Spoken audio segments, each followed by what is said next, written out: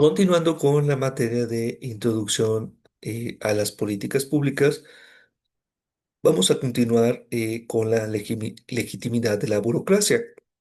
Esta legitimidad de la burocracia derivaba, perdón, de su carácter presuntamente apolítico, mientras que los políticos afirmaban que su autoridad descansaba en la aprobación de sus políticas o plataformas por parte del electorado.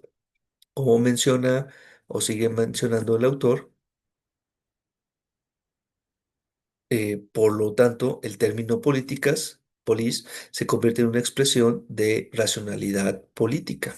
Disponer de una política es tener razones o argumentos racionales que incluyen tanto la presunción de que se comprende un problema como de que se tiene una solución.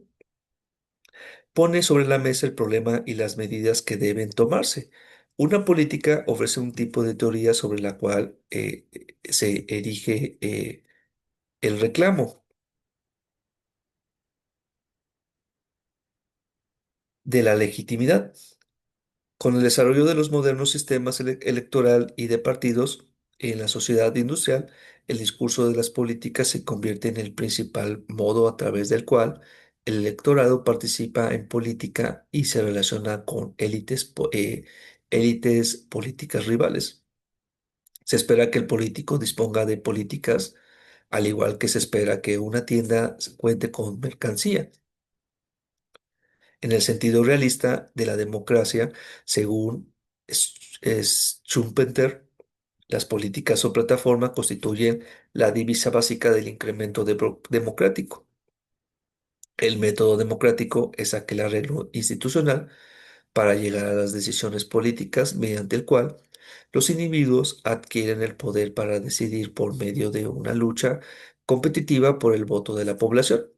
Por supuesto, todos los partidos en algún momento se presentarán con una serie de principios o plataformas, y tales principios o plataformas podrán ser el sello del partido que los adopte, y tan importante para su éxito como para la marca de la mercancía son el sello de una tienda departamental e importante para su éxito. Los políticos al servicio del partido y los políticos al servicio de la maquinaria partidaria no son sino la respuesta ante el hecho de que la mesa electoral es incapaz de hacer nada que no sea el salir en estampida. La psicotecnia en la administración de un partido y en su publicidad, lemas e himnos no es un simple accesorio, es la esencia de la política. Eh, en consecuencia, eh, la idea de la política como un producto o una plataforma desarrolló una connotación neutral muy lejana del sentido maquiavélico al que hacían referencia Shakespeare o Marlowe. Actualmente, políticas y política, polis y politics, por lo menos en inglés, son dos términos absolutamente distintos. Así, el lenguaje y la retórica de las políticas se convirtió en el principal instrumento racional política. Según la observación de Laswell, la palabra políticas, polis, se usa comúnmente para designar las elecciones más importantes, ya sea en la vida organizada o en la vida privada. Esta palabra carece de muchas de las connotaciones indeseables agrupadas en torno al adjetivo político, que son que con frecuencia parece implicar partidismo o corrupción. En los sistemas democráticos liberales, las élites políticas tienen que acompañar su propuesta o sus actos de razones racionales. A Pedro el Grande le bastaba afirmar que no le gustaba las barbas para verlas afeitadas. En los regímenes que operan en función de un código de creencia religiosa, bastará con un edicto o decisión que justifique sobre la base de un precepto religioso para considerarlo legítimo. En sociedades menos formadas en torno a valores religiosos, políticos y los diseños o diseñadores de la política tienen que declarar que sus actos son productos de una reflexión racional, Sobre los hechos, en otras palabras, esperamos que los gobiernos posean una política. ¿De acuerdo? Ahora, ¿cuál ha sido la evolución del enfoque de las políticas públicas?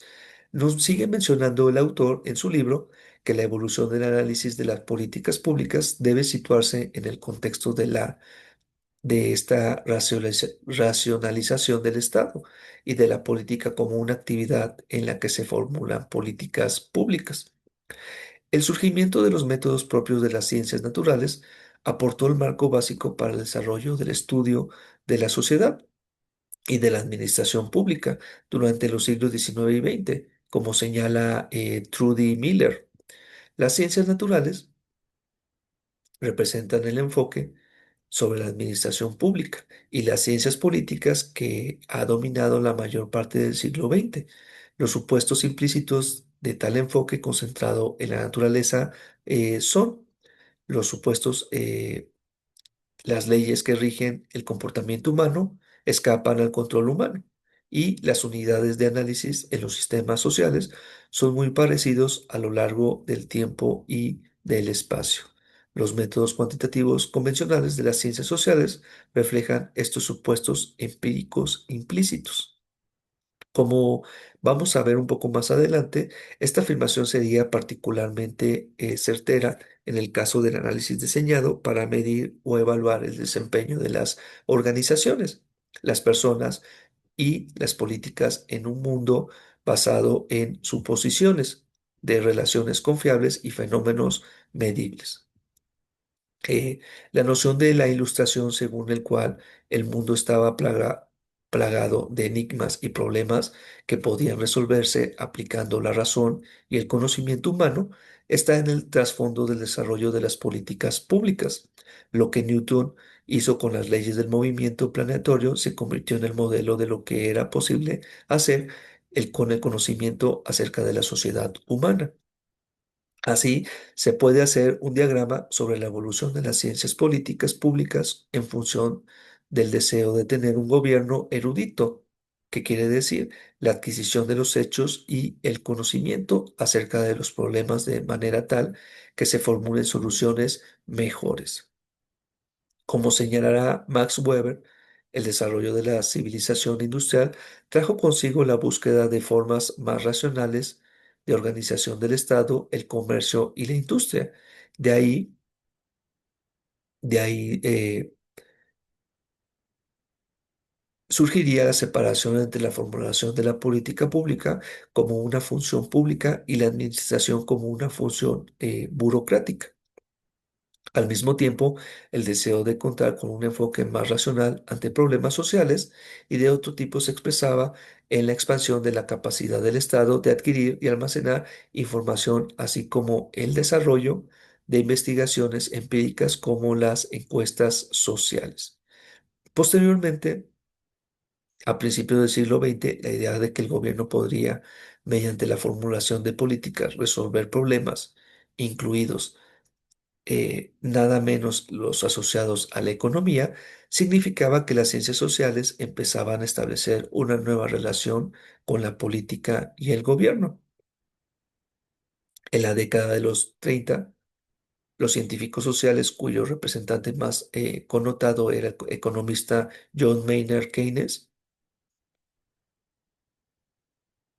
eh, afirmaban que si se diera al gobierno la oportunidad de enfrentar los problemas del día, ese tendría que reconocer la necesidad de contar con un enfoque más informado y sustentado en la teoría para el ejercicio gubernamental. Su predicción era que las ideas de los economistas y los intereses políticos acababan por definir la toma de decisiones.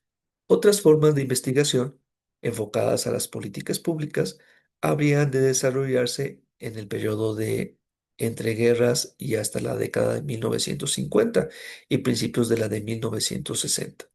Durante gran parte de estos años, nos sigue mencionando el autor, eh,